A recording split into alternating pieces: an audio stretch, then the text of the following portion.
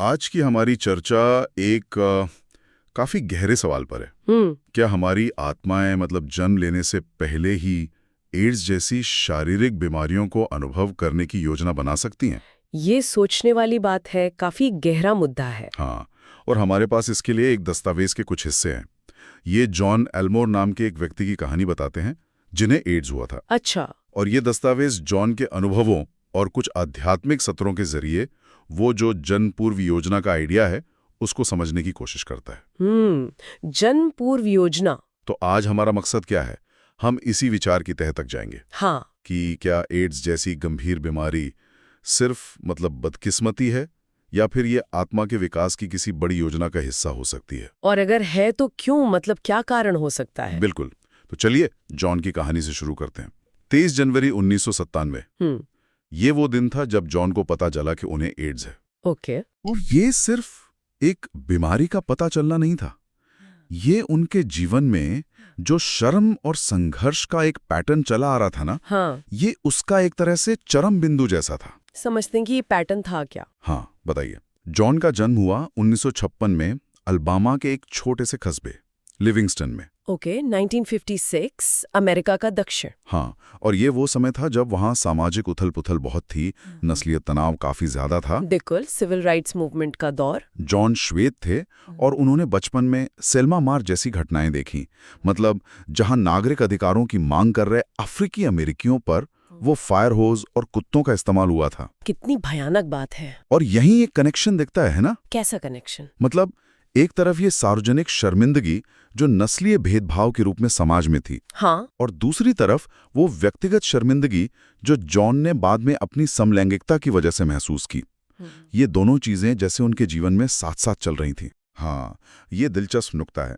और जब जॉन ने हिम्मत करके अपनी यौन पहचान के बारे में परिवार को बताने की कोशिश की तो रिएक्शन बहुत अजीब थे। कैसा था? पिता तो रो पड़े और कुछ अजीब सी सलाह देने लगे, और माँ जब जॉन टीवी पर समलैंगिकता से जुड़ा कुछ देख रहे थे तो वो पास बैठकर ताश खेलने लगी। ताश? हाँ, और जैसे जैसे शो आगे बढ़ा वो तेजी से पत्ते फेंटने लगी। वो पत्तों की क्लिक क्लिक की आवाज जैसे उस अनकहे तनाव और बढ़ा रही थी। ओह, कितना मुश्किल रहा होगा जॉन के लिए। बिल्कुल अजीब माहौल। और स्कूल में भी चैन नहीं था, वहां भी ताने धमकियां, यहां तक कि एक टीचर उन्होंने अलग ले जाकर बोला, जॉन तुम एक आदमी हो, मर्द की तरह बर्ताव क्यों नहीं करते? उफ, ये तो बहुत दुखद है, टीचर का ऐसा कहना।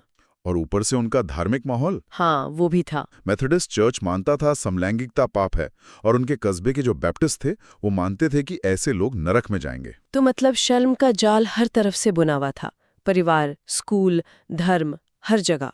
बिल्कुल, जैसा जॉन ने खुद कहा, मैं शर्म के परिवार में, शर्म की जगह पर, शर्म की युग में जन्मा था। ये जैसे उनके वजूद का हिस्सा बन गया था। तो फिर जब एड्स का पता चला होगा। हाँ, तो वो उसी शर्म के पैटर्न की एक तरह से पुष्टि लगी उन्हें। जॉन बताते हैं कि उन्हें लगा शायद मैं इसी लायक हूँ।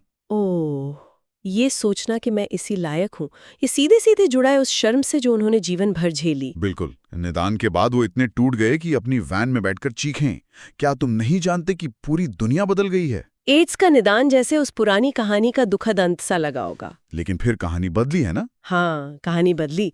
जॉन बहुत ज्यादा बीमार पड़ गए, अस्पताल में भर्ती हुए, और वहां उनका एक निकट मृत्यु अनुभव हुआ, NDE जिसे कहते हैं। NDE, नियर डेथ एक्सपीरियंस, जब कोई मौत के बिल्कुल करीब से लौटता है। हाँ, उन्हें धुंधला सा याद है कि वो एक अंधेरे कमरे में थे जहाँ कई और लोग थे जो शायद इस दुनिया के नहीं लग रहे थे। अच्छा, उन्हें लगा कि वो उनके साथ जा सकते हैं, शामिल हो सकते हैं, लेकिन उन्होंने चुना कि नहीं, उन्हें जीना है, उन्होंने जीवन चुना। ये तो एक बड़ा टर्निंग पॉइंट रहा होगा। बिल्कुल।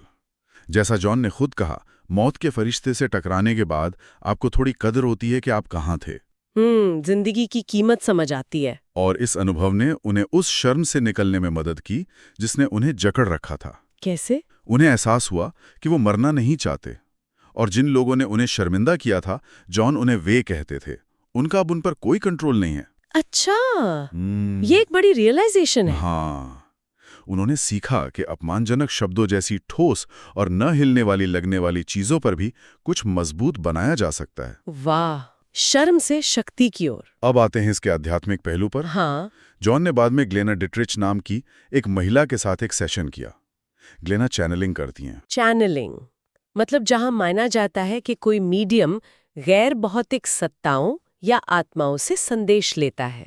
बिल्कुल। तो इस सत्र में ग्लेना के जरिए 2 देवदूतों और जॉन के एक गाइड ने बात की। ये गाइड वो है जो जॉन के साथ कई जन्मों से जुड़ा रहा है। अच्छा, देवदूत और गाइड। तो क्या पता चला इस सेशन से? देवदूत ने बताया कि जॉन का जो आत्मा समूह है, मतलब आत्माओं का वो ग्रुप जो कई जन्मों तक साथ रहता है और सीखता है, उन्होंने मिलकर ये योजना बनाई थी। मिलकर योजना बनाई थी एड्स की? हाँ, बताया गया कि एड्स का अनुभव जॉन को उनके माता पिता की जो सीमित सोच थी उससे आजाद कराने और अपनी असलियत, अपनी सच्चाई को पहचानने में मदद करने के लिए था। चुनौतियों को एक तरह से बाधा दौड़ की तरह बताया गया, जिसे बार बार पार करने से वो आसान लगने लगती है। हाँ बिल्कुल। लेकिन यहाँ एक मुश्किल सवाल उठता है। क्या ये सोचना कि किसी ने इतनी बड़ी तकलीफ खुद चुनी, ये एक तरह से विक्टिम ब्लेमिंग नहीं है? मतलब पीड़ित को ही दोष देना? हाँ, ये सवाल बिल्कुल जायज है। तो क्या जवाब मिला इस पर? जवाब मिला, हाँ, जॉन ने जन्म से पहले एड्स का अनुभव करने की योजना बनाई थी, निश्चित रूप से। निश्चित रूप से? पर क्यों? मतलब क्या वजह बताई गई? वजह बताई गई ताकि वो अपने असली स्वरूप को देख सके और ये विश्वास कर सके कि वो बिना शर्त प्यार के हकदार है।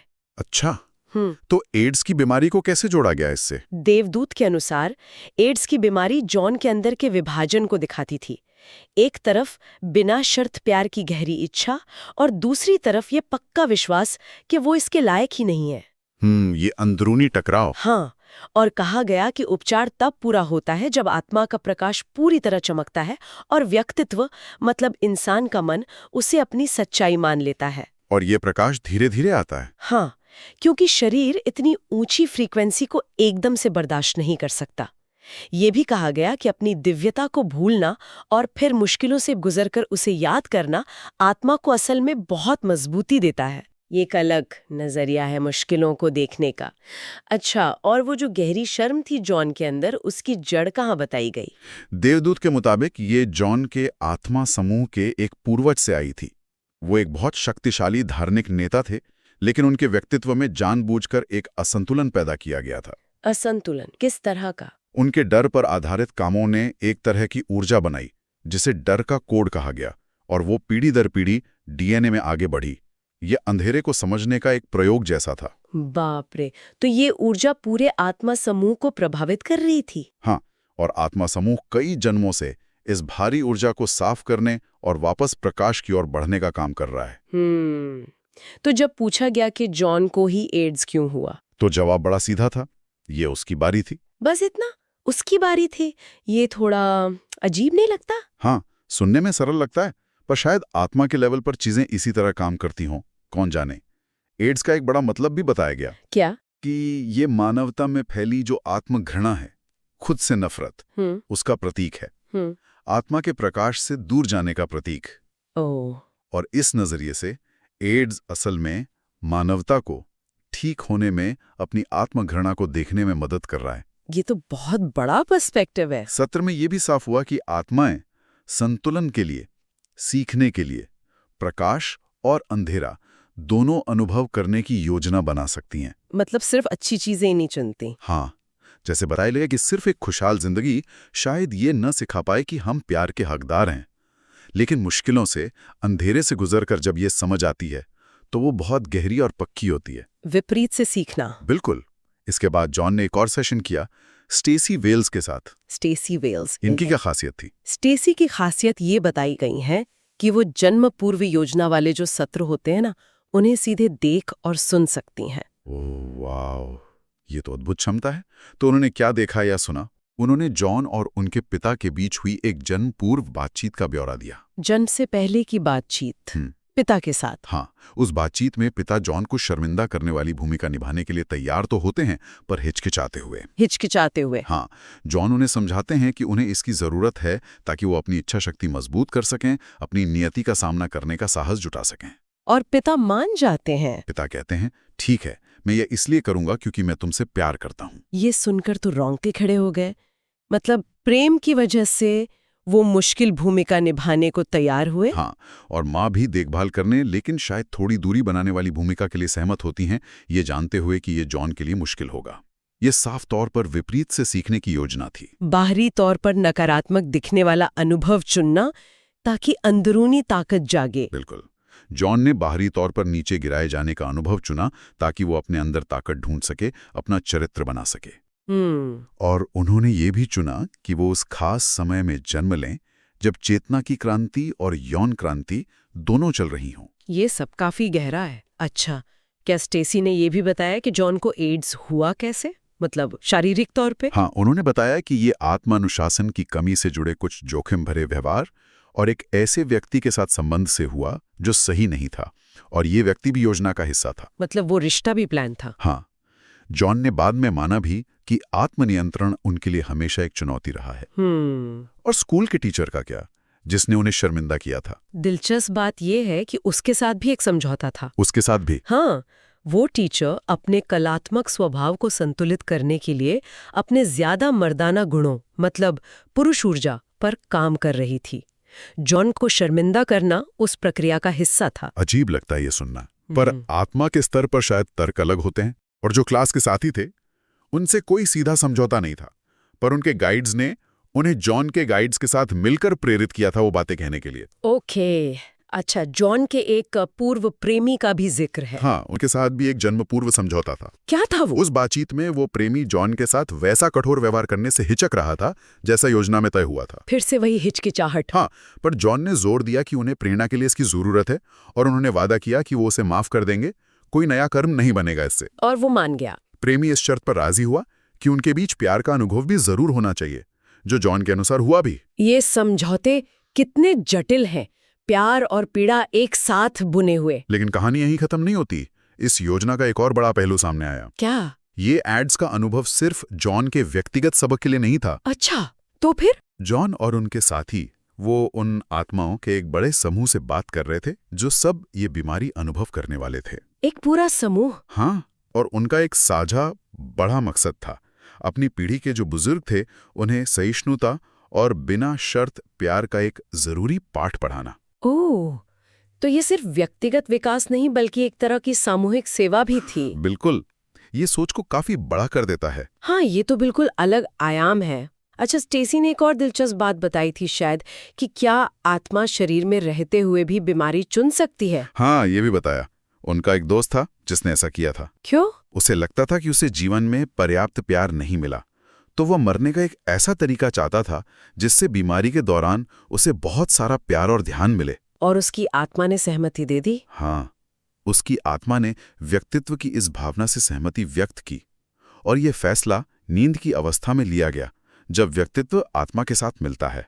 ये भी एक अनोखी बात है। अंत में स्टेसी की गाइड में यह समझाया कि आत्माएं कई कारणों से बड़ी बीमारियां चुन सकती हैं। क्या कारण हो सकते हैं? जैसे निस्वार्थ भाव से दूसरों को सिखाने के लिए, या स्वार्थवश अपने विकास के लिए, या पिछले कर्मों का संतुलन बनाने के लिए, या फिर अपनी मान्यताओं और विश्वास प्रणाली में बहुत बड़ा बदलाव लाने के लिए। ये विकास की सीढ़ी पर एक जरूरी, भले ही बहुत मुश्किल कदम हो सकता है। तो ये सारी जानकारी जॉन की कहानी में कैसे फिट होती है? जॉन की कहानी इन सब धागों को एक साथ लाती है। ये दिखाती है कि कैसे एक आत्मा जानबूझकर बहुत ज्यादा चुनौतीपूर्ण हालात चुन सकती है, जैसे खास जगह, समय, परिवार, धर्म। हाँ, और यहाँ तक कि बीमारी भी, ताकि शर्म जैसी कोई गहरी भावना है उसे समझा जा सके और उससे उभरा जा सके। ये ऐसा है जैसे जीवन के कैनवस पर आसान हल्के रंगों से नहीं, बिल्कुल, बल्कि गहरे, बोल्ड और कभी-कभी कठोर रंगों से आपकी कहानी लिखना, ताकि आत्मा की जो असली खूबसूरती है वो निखर कर आ सके, फिर से जाग सके। और इस कहानी में जो दूसरे लोग शामिल थे, माता पिता, साथी, वो टीचर, उनका रोल भी कितना अहम था। हाँ, उनका भी उतना ही महत्व है। उन्होंने मुश्किल भूमिकाएं निभाईं, और जैसा कि उन सत्रों में पता चला, आत्मा के स्तर पर ये सब प्रेम से प्रेरित था। सही कहा। जब जॉन आत्मालोक में उनसे मिलेंगे तो शायद उन्हें उनकी भूमिकाओं के लिए धन्यवाद देंगे। यहाँ दोष देने की बात नहीं है, बल्कि समझौते और विकास की बात है। तो फिर यहाँ से मुख्य सबक क्या निकलता है हमारे लिए? मेरे ख्याल से सबसे बड़ा सबक है आत्म प्रेम और आत्म क्षमा का। दूसरों को माफ करना उनकी असहिष्णुता के लिए। वो तो शायद जरूरी है, पर उससे भी बड़ी चुनौती है खुद को माफ करना। खुद को? किस लिए? उन नकारात्मक बातों पर यकीन करने के लिए जो दूसरों ने हमारे बारे में कहीं, या जो हमने खुद अपने बारे में मान ली। जॉन का जो उपचार है वो असल में खुद को माफ करने और अपने असली मूल्यों को फिर से पहचानने की यात्रा है। ये बहुत गहरी बात है और इसके मायने सिर्फ जॉन के लिए नहीं, हम सबके लिए हैं। बिल्कुल। एड्स जैसी चुनौतियां या जीवन की कोई भी बड़ी मुश्किल, वो हमें एक मौका देती है। कैसा मौका? मौका कि हम दूसरों को जज करने से, आंकने से परे जाएं और सहिष्णुता और करुणा दिखाएं। जिन लोगों को हम शायद सबसे ज्यादा जज करते हैं, क्या पता वही हमारे सबसे बड़े शिक्षक हों। हो सकता है। और दूसरों को सिखाने के मकसद से किसी चुनौती को अनुभव करना, ये प्रेम और निस्वार्थता का कितना बड़ा काम हो सकता है।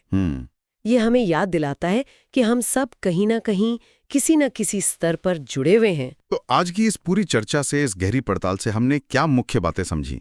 पहली बात तो यही कि ये विचार अपने आप में बहुत बड़ा है कि आत्माएं अपने विकास के लिए बेहद कठिन अनुभव, यहाँ तक कि गंभीर बीमारियां भी जन्म से पहले चुन सकती हैं। हाँ। दूसरी बात, शर्म और बीमारी के बीच एक गहरा कनेक्शन हो सकता है, जो अक्सर हमारे बचपन के हालात, हमारे माहौल और हमारी बनी हुई धारणाओं से जुड़ा होता है। बिल्कुल।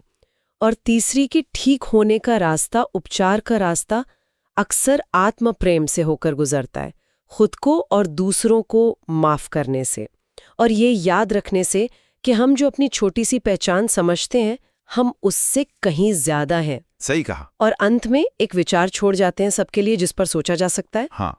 क्या हो अगर हर चुनौती, हर मुश्किल जिसे हम दुर्भाग्य समझते हैं या सजा समझते हैं, वो असल में आत्मा का चुना हुआ एक कीमती तोहफा हो। तोहफा? हाँ, एक ऐसा तोहफा जो खास तौर पर इसलिए रचा गया है ताकि हमें याद दिला सके कि हम असल में कौन है, शुद्ध, असीम प्रेम और प्रकाश के अंश, जो यहाँ इस धरती पर अनुभव करने और विकसित होने आए हैं। वाह, ये सोचने लायक बात है। इसी विचार के साथ आज की चर्चा यहीं समाप्त करते हैं। यकीनन सोचने के लिए बहुत कुछ मिला आज।